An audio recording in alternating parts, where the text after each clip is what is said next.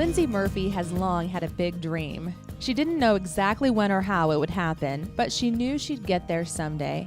She's now the owner of The Hive, a fantastic event space that also offers cooking classes and other food events in the town of Mechanicsburg, Ohio.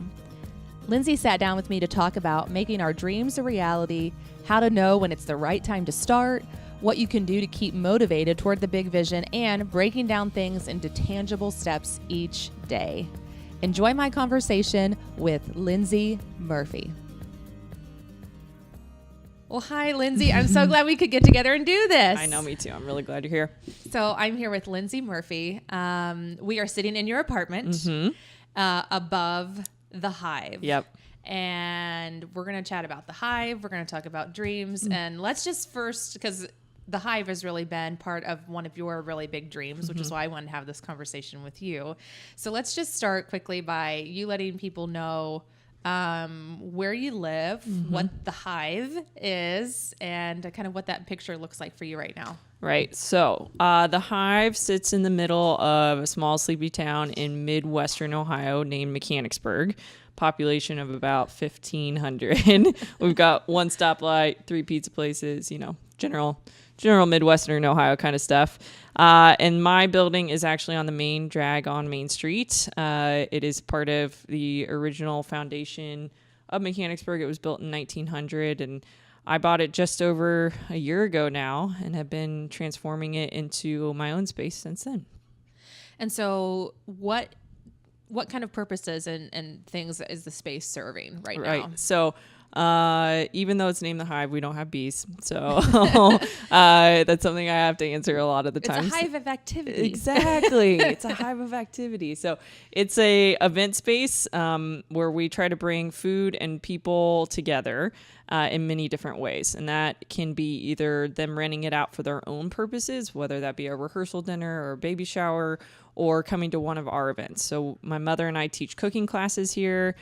We hold farm-to-table dinners here, food demos, just a little bit of everything that we've been trying out, wine and yoga nights, because who doesn't love that? So just trying out any kind of way to give folks in the immediate area kind of an entertainment way that ties in with food, and we can share our agriculture experiences with them too. So let's talk a little bit about your agriculture experience, which maybe also explains where your love of cooking and food and those things all come in. So tell us about that background. You mentioned you and your mom teach those together. So give us some of that background of how you grew up and kind of that background story that led to finally The Hive. Yeah. So I grew up here right outside of Mechanicsburg on my family's corn, soybean, and beef farm. My brother and I are the 5th generation to grow up on that farm. That's and so awesome. The roots run deep there. And ever since I could walk, we were part of the farm. And then my mother, it's her family farm, started her own catering business when I was in high school. And so, being the oldest child, you kind of get roped into all that stuff. And we started it out of the kitchen in our house, which I don't understand how we ever fed that many people out of there, but we did. So her love of food and of just transforming regular good Midwestern meat and potatoes into something beautiful, and then the combination of my love of sharing just agriculture through my communications background is just really combined here with my dream to run The Hive. And so that's the background of that. And I have been a client of some of those catering services, and I can attest that your mother is a fantastic caterer. She's absolutely incredible. Great meals. Was always happy when I heard that Amy would be. I know. I love that reaction. I do. Everybody's Amy's like, the caterer? Great. Yes, that's fantastic. I know. I love that reaction. But this isn't what you did immediately in your professional career. So I know that this conversation isn't like necessarily a whole like rundown of your resume, but you've kind of taken a few different pathways before you landed here. So tell us just kind of briefly about what that looked like and how some of those things set you up. Yeah. Even though I had an amazing mom who started her own business, entrepreneurship is kind of scary. So coming out of school, it definitely wasn't something. I went to Ohio State in AgCom, and we like to say so my mother was the first class of agricultural communicators at Ohio State, and we had the same major and minor as well. So, we're just so much alike. Yeah. So coming out of school, I had the amazing opportunity actually to work with Ohio corn and wheat growers and cut my teeth there, learning how to talk about agriculture in a way that was relatable, not only with farmers, but with people who didn't know anything about farming. And I loved my time there, and then was able to graduate on to kind of a national stage with American Farm Bureau and really use my, I hesitate to say expertise, experience in social media with them, and just really learn how to take on a whole new audience. So all three of those combined kind of helped me understand that it really is what the audience is hearing and not what my message is. And that's how you need to get things across. And that has really just helped me shape the idea of how I propose things here in my own business now. So yeah, I was really, really fortunate to work in the corporate communications area for about 5.5 years before taking the leap before coming back here. Yeah. And how long do you believe you've probably had, how long has this sort of dream been alive that you would at some point be involved in something? It was probably the idea of it was probably very vague early on, but how long has sort of this dream that eventually became the Hive been a thing for you, do you think? So I think it's been since I took that first job at Corn and Wheat, and I loved it. I mean, I absolutely love working with the farmers, and the challenges were really interesting. But sitting at that desk some days was just I started to realize then that I needed to be able to just be so much more flexible than a regular kind of job gave you the flexibility to do. And so that was my first inkling, was that I didn't want to have his desk job anymore. And then I started thinking about, so what is it that I really want to do? And kept going down that path. And eventually things started to, as I got more experience in the communications realm and kind of saw what niche I could fill, it started to take shape then. And even when I decided to move home and jump into it, I still think it's evolving all the time of exactly what it is I'm doing here. But yeah. So when I had, got a hold of you and said, hey, I want to talk about some things that I believe a lot of millennials are thinking about and women in ag think about, I said, I want to talk about how we take big dreams and start to think about some tangible steps, because you're somebody who's really been, really working hard to embody that recently.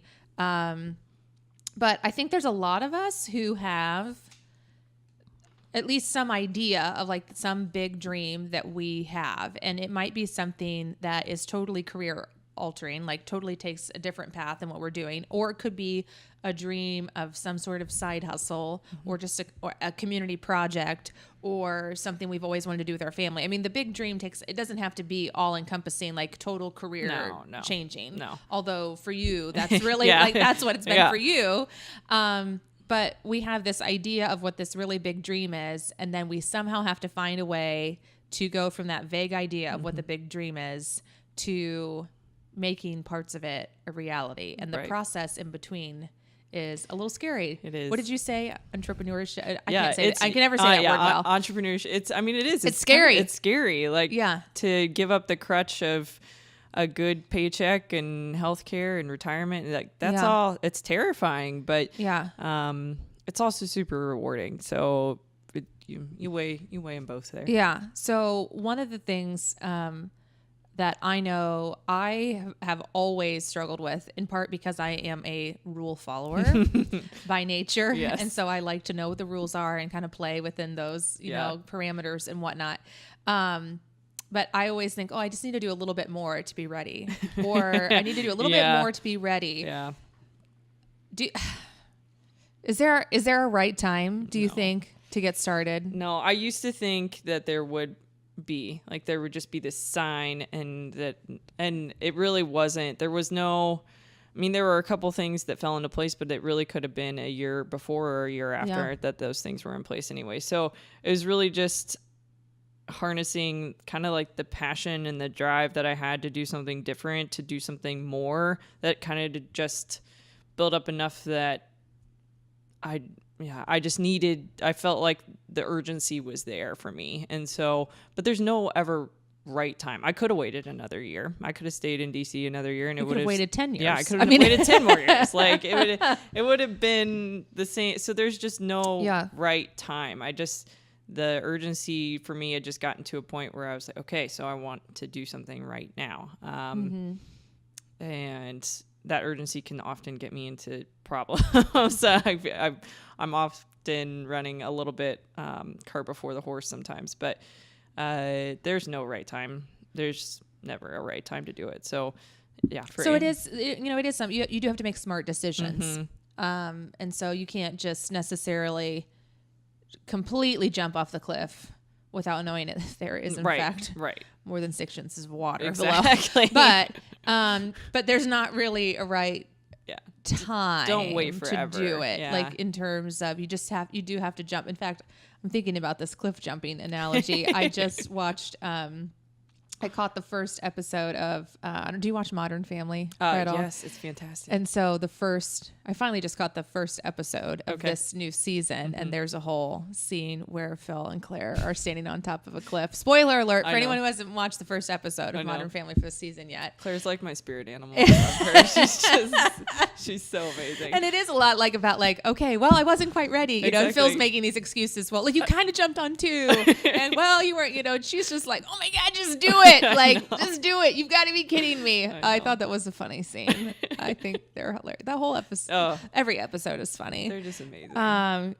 Cam and the captain. Okay. Just go watch it. I don't want to give anything away, but it has to do with the eclipse and Cam and a captain. And then the whole thing. It's pretty great. I know. And the baby is getting he's on Joe. Joe is getting so big. Bigger. So now he has like real lines and stuff. It's funny. Okay. So there is no right time. There isn't. There's not a right time. And so I like this, you hear this often, start before you're ready. Like there isn't a right time. And so there is a balance of just not being totally willy-nilly about it. Right. But you do have to just say, okay, I'm never going to feel ready. Yeah. Do you think you felt ready when you said, okay, I'm going to buy this building in my hometown? And oh my gosh. It's so the irony of all of this, I was always friends with people who were older than me in high school. And so when they graduated, when they graduated a year ahead of me, I just could not wait to get the heck out of this town. When I was in high school, and I ended up 10 years later buying property on Main Street. So like the irony abounds. It really does. But I guess that's what just all that perspective and experience gives you. And I really want to give back to this little small town that gave so much to me, and not see another small rural town in America kind of die off. And it is a really great small town, by the way. I like it a lot. It's for folks who know me well, they know that it's one of my favorite small towns in Ohio. It's a pretty good one. But the type A person in me really wanted to have everything perfect. Like when I opened my doors it was for Christmas in the Village, because we have like a little parade and all the businesses open their doors. And so I really wanted to be ready for that. Well, I wasn't done painting. I wasn't done. My baseboards weren't done. Like all these physical things that I wanted to have done. But it was just, it's okay. And I really think that like the town and my customers and my friends who have been so freaking supportive, really see the authenticity in growing with my business and growing with it. So yeah, like we just talked about, when you walked in, I'm so excited because I finally have central air and heat, which is something that this building has never had before in its entire history. And so it's just like this huge, exciting thing for me. And I'm going to make a Facebook post about it later today. And just, it's never done. Nothing's ever finished in business. And so you can't wait to be ready to go for it. You just have to keep going. And so for those of us who are more type A, the achiever types, right? It's like, oh, I want everything to be perfect before I let anyone see anything And you just sort of do have to there. And again, there's a balance. Yeah. You don't want to put crap out there, No. but there is a balance in saying it's never going to be perfect either. Everything's always going to keep evolving. Right. And as an aside, like you were saying, oh, the baseboards weren't done. Baseboards weren't done. I wasn't like, because you were doing it all yourself. Yeah. It's not as if, and I'll let you share as much detail as you want. Right. It's not as if you had like this group of investors No. that you just like No. got to hire a team of people to renovate a building. No. You really bought a building and said, I'm going to figure this out. Yeah. I really enjoy following Marie Forleo online, and one of her lines that she often says is everything is figure outable. And I just think in this case especially, it's so great. You're just like, okay, progress, not perfection. And I'll figure it out. Yeah. I mean, I don't know how many YouTube videos I've watched now about how to, so downstairs there was plaster on the walls, and we found this beautiful brick behind it that really makes the space a lot more modern. And I probably watched like 10 videos about how to remove plaster, and then how to sweep up plaster dust after that, and how to like try to seal your brick wall so more plaster dust doesn't keep getting on everything that you own. And just, everything is figure outable, but it's been an adventure for sure. I thought when I started this that my biggest hurdle would be thinking of all the right classes or doing all that kind of stuff. But then you throw in the physical aspect of the actual building, and remembering that I'm not the only one that I'm marketing to. And so understanding how to listen to customers in town, and floating ideas to people. So yeah, it's interesting how it's all evolved into all these different challenges that I didn't even think of before. yeah. So there are so many things to think about. And I think for a lot of us, we may have this really big dream idea of a project or whatnot, and we go, well, but I don't know how to do that part, or I don't know how to do that part. And so I either have to wait until I have enough money to hire an assistant or a contractor or an expert, or to take this class or whatever. And those things could be helpful. And if those resources are available, it might be a great way to accelerate something. But if you can't at the time, you can't let that keep you, because you could just say, all right, well, I'm going to move forward and figure out a way to figure this out on my own. And so you started hosting events in a space that didn't even have heat, at first, I mean, I didn't realize until I came this morning, and you're like, oh, I just got heat yesterday. It's amazing. I was like, you didn't have heat before? What? Yeah, last winter. And you made it work because you had... Exactly. We just made it happen. Like last winter, I would go downstairs every morning after sleeping in basically like my car hurts. Because your apartment is above. Because my apartment is above the event space. To find all of the windows, because I have these two beautiful windows in the front, iced over. And then we brought like propane heaters in, and we would heat because once it gets warm, it'll stay warm. It's just getting it. So we would come in, and I can remember right before our first cooking class, we brought in like a space heater and just like warmed it up to a certain temperature, and then moved everything out and moved all the cooking class stuff in. And so it's been how do you stay? And sometimes I don't like using the word motivated anymore, because we feel like, oh, motivation is like this strike of inspiration that's going to strike you. So I don't know if that's the right word, but how did you stay motivated? How do you keep, because the space isn't done. No. You have a lot more that you want to do. How do you keep motivated through all of that when you're doing things like perhaps sleeping in your car hurts, right? or whatever. When, a year ago, I was in a fancy apartment in DC with heat for sure. Oh, geez. Well, I mean, we've talked about this before. There is no such thing as motivation. You just decide to do it. And for me, it's a good reminder to just break it down sometimes and love the little accomplishments. I actually just printed a book of pictures from, because I made sure I took a bunch of before photos that I can do the before and after stuff. And reviewing that sometimes. And isn't that so motivating? It is. BJ and I, a couple years ago, sold our first home that we had owned. And it was amazing. We had taken, there were all these photos that we took when we first bought it. And we only owned it 5 years. And then, of course, there were all these photos that were taken when we were trying to sell the house. And you kind of forget how much work you had put into a place. We had done a lot of work outside at that property, not as much inside. And it was amazing when you looked at I was like, oh my God, that's right. We had cut down 20 trees. They were dead trees, folks. And there was that huge, but like you just kind of forgot like how far you had come. And so then it was like, oh, we did okay. Like we're doing okay. I can do a little more. So that, that nice. helps a little bit sometimes. To go, that's right. I have made a lot of progress. I have. Yeah. So loving those little accomplishments and reminding myself. And then also, the routine of it. So that's how you forget about what you've done is because you're just in it all the time, right? So you're doing your own business all the time. So just talking with other business professionals or friends that I went to school with or folks that really stimulate me in another way that I'm not getting stimulated every day.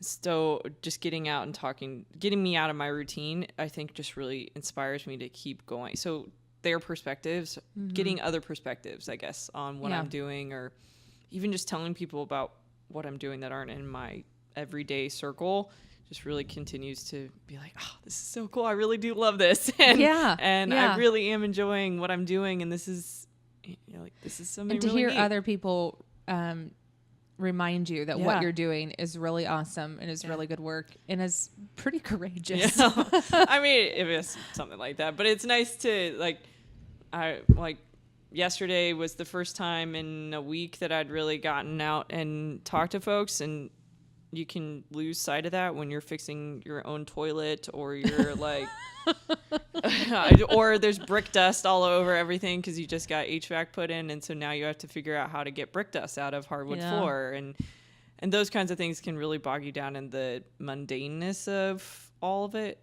But then you get to talking to people again and just realize like there's so much more to it, and so that's where I think my motivation keeps coming back, is just taking a different point of view and getting out of my own head for even if it's just an hour to take coffee with somebody, and but there is no, like we've talked, there's no such thing as motivation. You just get up and do it. But I love it, and just reminding myself how much I love it just keeps me going. So a lot of what can kind of make or break someone's ability to really make a dream reality is thinking about how to break down this big, vague thing into defined, tangible, specific little goals that we can work on.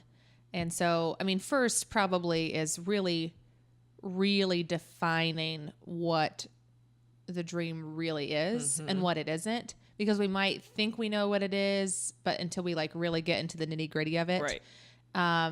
How did you start to get like really clear on what it is that you wanted, or at least what the dream was at this stage, or maybe what the really big dream was, and so what it meant for right now? Yeah, absolutely. So we're sitting here, and I've already taken.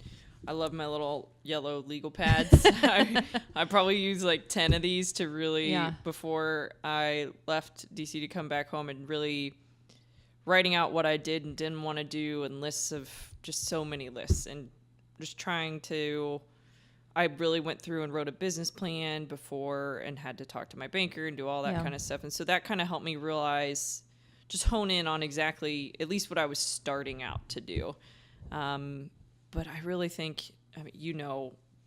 just writing so many things out and breaking it down into smaller times, you can often take too much. I can say, okay, well, I want to create this connection between consumers and food, and it's just that's so vague. And so how do you do that? Well, it's through cooking classes. Okay, well, how do you, how many are you going to have a month? And so just really following that up like a 3-year-old with like how and why and why and how and why and how and why and how, until you get to a point where you're like, okay, so this week I get 5 things done, and that's awesome, and that's it. And I love the analogy of thinking about it like a toddler. Yeah. Why? How? Why? Why? Yeah. Why? Yeah. Exactly. And making yourself do that. Yeah.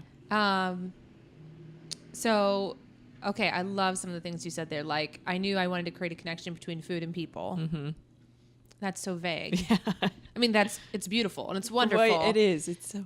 But then you had to figure out, okay, what does that mean? Does that mean cooking classes? Does that mean something on a farm, right, does that mean something? I mean, because that could mean so many different things. Okay, I want to come back to that a little bit more in terms of doing more steps, but I want to go in a different direction for a second, and that is true or false. Do you think dreams evolve over time? Absolutely true. Because are you even 30?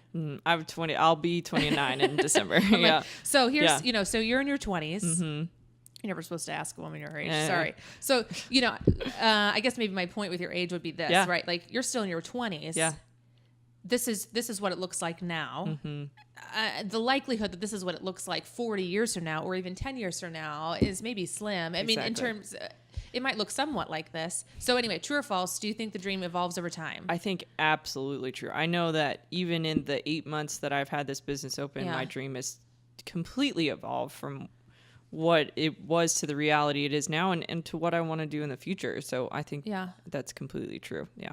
So it may be that now it's an event space and that later, who knows? Whatever point in the future, the connecting food and people might look different in some different way. But probably not the near future. What you've got going on downstairs is pretty cool. Right. It's working right now. And I think your market dictates that too, if you're really trying to be in business with your dream. And, but you come out of college or you come into business with this, like, this is it. Like, this is my dream. Yeah. This is my only dream. This is how it's going to work. That's so not realistic anymore. And so I'm glad it's evolving, and I hope it does continue to evolve because, that's what makes it successful. So, okay. So let's go back to the original train of thought there. Mm-hmm. So you knew that, okay, it was going to be an event space, cooking classes.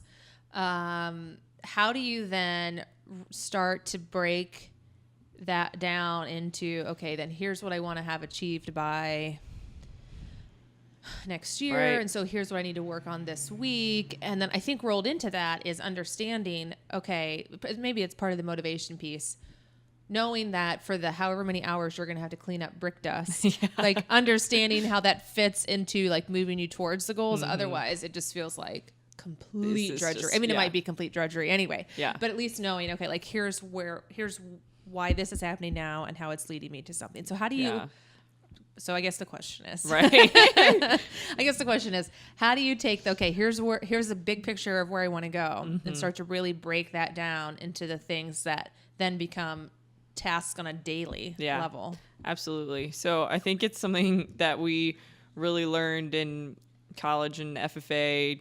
I bet it was state officer, your FFA smart goalie kind of stuff. Yeah. So just really putting time limit. I have a calendar on my wall. Like I am religiously live by the one on my phone. And setting time boundaries is really important for me. And so breaking those down into, even if it's like, okay, so I have a cooking class on Friday, that means that I need to get the tables cleaned by Tuesday, and I need to make sure I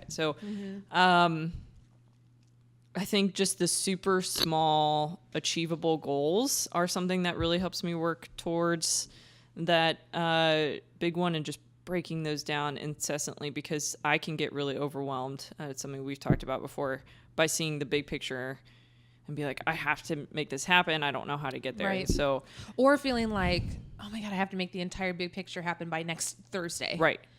Well, that's not realistic. No, it's not. Right. Yeah. But knowing, okay, what's the real timeline mm-hmm. like in a very tangible way, mm-hmm. where I can see that. Yeah. So I think it's just, it's writing it out on a calendar, and it's making super small, bite-size individual. I have a to-do list every day, and I put my top 5 priorities on there, and as long as I get those top 5 done for the day, then I've been successful. So if I get other things done, that's great. Yeah. If I don't, then I got those 5 done. But that probably then helps you feel like I had a really good day, even though it's going to be 8 more months until this big thing happens. Yeah. Like today was good because I got these pieces done that are working me towards that. Exactly. Otherwise, seriously. My dog is also here. Macy. What kind of dog is Macy? She is an Australian Shepherd mix. Mm-hmm. I got her from the pound about 6 years ago. So she's actually taken this whole journey to Ohio State, to DC, and back home with me. So she's the mascot of the Hive. Nice. people love her. People love dogs. She greeted me when I came with greeted. enthusiasm. Yeah. She likes to hear herself bark in a large confined space is more like it.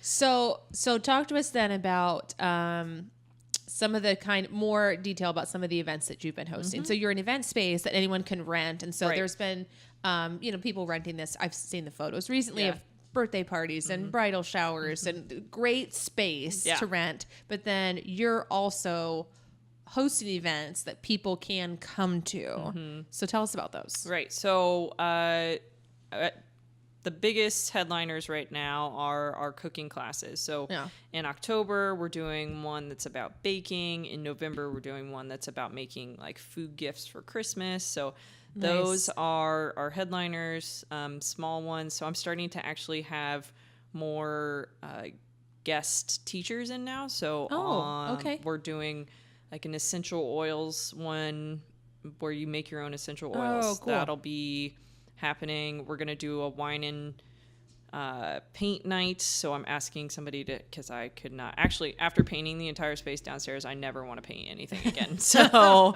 I'm going to hire somebody else to do that. Or I've been very direct with my husband and said the next time anything in the house needs painted, we'll be hired someone. Because it's worth the money.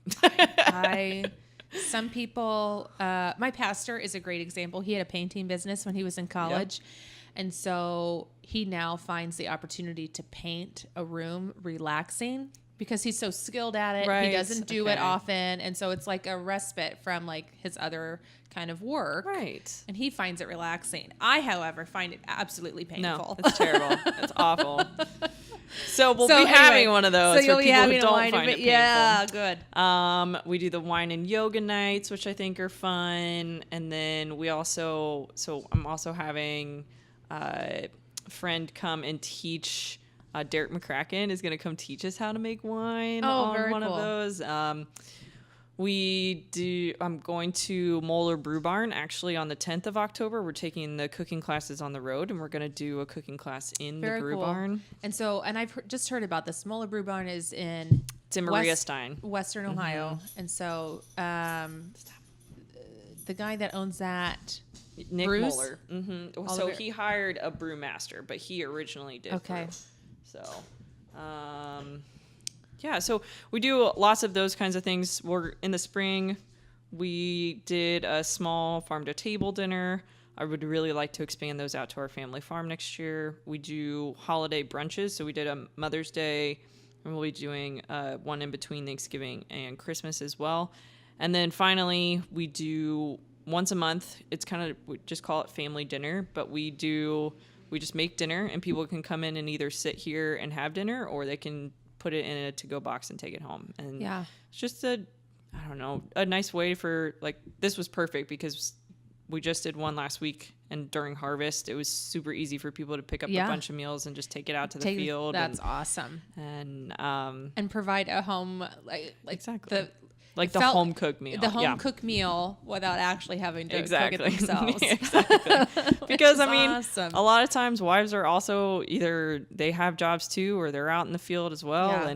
And so it's just nice to be able to do that. Yeah. So I asked before we started if you had a favorite menu or recipe that you would be willing to share from some. So you said you have something you've done regularly or more than once for the cooking classes that you could share, and then we can share this on the blog as well, so that you can impart some of your cooking expertise on us. Yeah. So my mom is the cook, I'm the baker, but the one thing that I've been able to master from her in growing up on a beef farm, if it wasn't beef, I'd probably be shunned by my grandfather. So it's something that we've done in 2 cooking classes so far is take a beef tenderloin and cut it down into several different pieces, and how to just really utilize that. And it's, when you buy it in the bigger portion, it really isn't that expensive, and it's just really nice to have something like different. So hamburgers work all the time, and Hamburger Helper works all the time, and things like that work. But like beef tenderloin is super special, but it doesn't have to be. You can do it every week still when you cut it down into bigger pieces. So it's special, but it doesn't need to be difficult to do. Yeah. So seasoning that right and cooking it perfectly is all how you see it. But that's one of my favorite savories. And then as the baker, I'm on a bourbon caramel apple pie kick right now, which I love doing. And it's also super simple to put together, but it sounds that's my favorite kind of things. Things that are easy to do, but sound really fancy. So. Nice. Or just have tons of flavor. Exactly. But weren't difficult. Exactly. To put together. Awesome. So that is your challenge for the fall. Yeah. Is to work on to our sort of listeners out there. Beef tenderloin and bourbon caramel apple pie. We'll give you some more information on the blog post. Absolutely. About those. So, Lyndsey, I'm so glad we could sit and chat about this. Me too. Because I just think there's so many of us who have some big idea of something we want to do. Right. And sometimes it's really big and sometimes it's small, but you just don't know where to start. So takeaways. Yeah. There's no right time. You just have to sort of No. jump off the cliff like Claire on Modern Family. Jump off the cliff. If you have the passion for it, then that's the right time. You just really got to have it. I love that. If you're passionate about it, that's the right time to do it. Yep. Know that not everything needs to be perfect on it before you kind of open the doors to folks. And you have been really great with the community here. Is super grateful that you're in this space and doing things. So they're really supportive of following you on that journey too. So there's no right time. It doesn't have to be perfect before you open the doors, and then work really hard to break things down into the tangible steps that you're going to work on time by time, both to keep your motivation up so you can see where you're going and to know that you are making some real progress towards it. Yeah. And know that your dreams are, I like that point, that your dreams do always evolve. And so kind of embrace that and don't be upset that maybe this isn't exactly what you started out to do, but it's still pretty great that you're doing it. So, And along the way, enjoy yourself some bourbon caramel apple pie. Exactly. Awesome. Exactly. Awesome. All right. Thanks so much. Thank you. Thanks for listening. Let Lyndsey and I know in the comments, what's your big dream and what's just one step you could take today that would move you closer to it? Let us know in the comments below. Until next time, live your story.